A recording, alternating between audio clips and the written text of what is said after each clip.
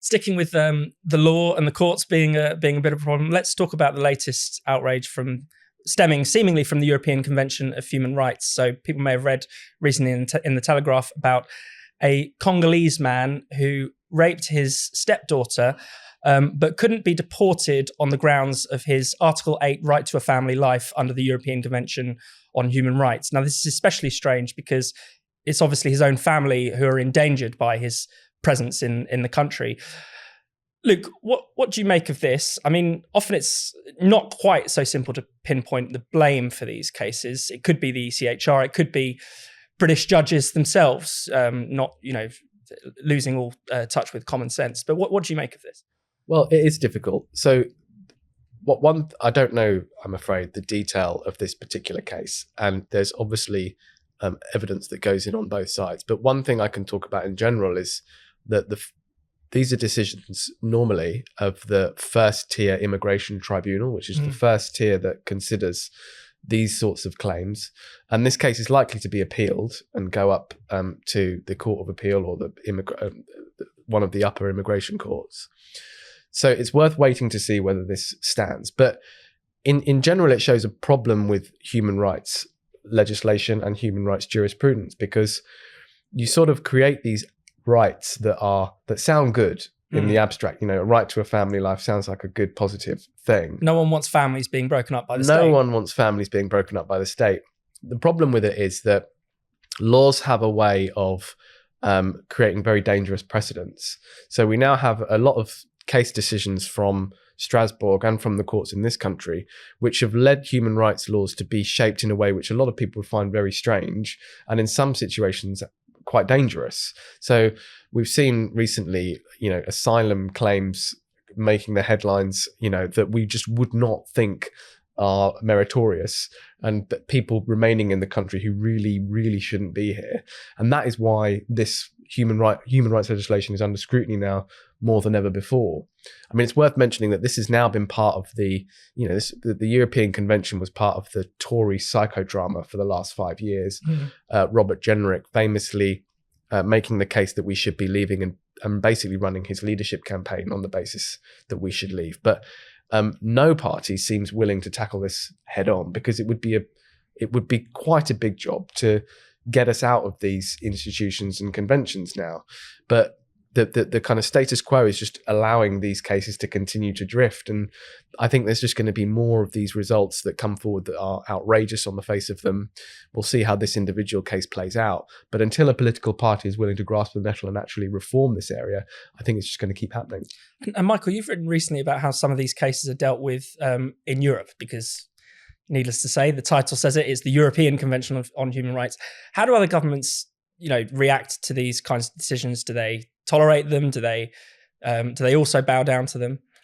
Well, the French just pick and choose a la carte. The ones they like, they keep. If they don't like it, they'll ignore it, and they'll deport somebody often within a week.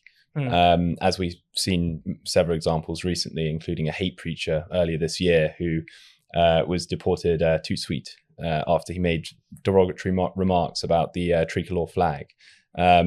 So I think that, in Britain, we're constantly going on about our international reputation and the need to sort of appear like good boys and girls in the international sphere. But it's these laws are we seem to apply a standard of applying these laws in Britain that Europe doesn't hold itself to.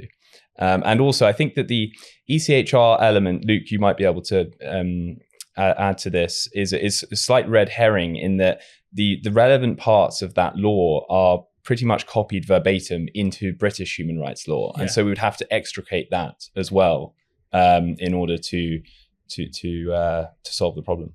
Yeah, that's right, isn't it? I guess a lot of these are codified in the Human Rights Act anyway. Yeah, so the Human Rights Act is a piece of UK legislation that was passed by the new Labour government, and what it did was it incorporated the convention rights into the UK law. I mean, it created an obligation for all courts to consider European human rights jurisprudence in their decision making, and impose that same obligation on all public bodies. So basically all courts and all public bodies have to make their decisions in accordance with convention rights. And that means considering the convention rights, the jurisprudence, the decisions of the European Court of Human Rights. So if we repealed the Human Rights Act, then that obligation would fall away, and we would then have a debate around how to protect those freedoms with domestic law. Yeah. Of course, a lot of those freedoms existed before the passage of the Human Rights Act. You know, a lot of the laws that the European Convention actually borrowed a lot of the English common law when it was, and a lot of the people who drafted the European Convention were English lawyers. So it's not a surprise that the English common law gave the European Convention a lot of the rights that it now embodies. So we have nothing to fear from leaving the convention. It's just a slightly big political project that no one is willing to grasp the nettle of. And finally, Luke, why does it seem as if the Article 10 right to freedom of speech never seems to be enforced with as much vigor as any of the other articles in the convention? Or indeed the article not to have your culture diluted or bulldozed over? Well, I think on Article 10, the recent case of Ziegler, which involved the protesters, involved some protesters protesting at an arms fair. And that was actually a step in the right direction, in that the Supreme Court recognised that when you prosecute someone for a criminal offence, it's got to be proportional to their right to free expression. So Article 10, but the reality is that Article 10 plays very little role in the kind of case that we were talking about earlier. You can't really argue that it's because we have a piece of criminal legislation that the police are obliged to investigate where there is an alleged violation of. The court's likely to say, well, it's perfectly proportionate for the police to do their job and investigate those crimes. So it's difficult to have Article 10 play any role in the kind of cases that we were talking about earlier, Alison Pearson and others.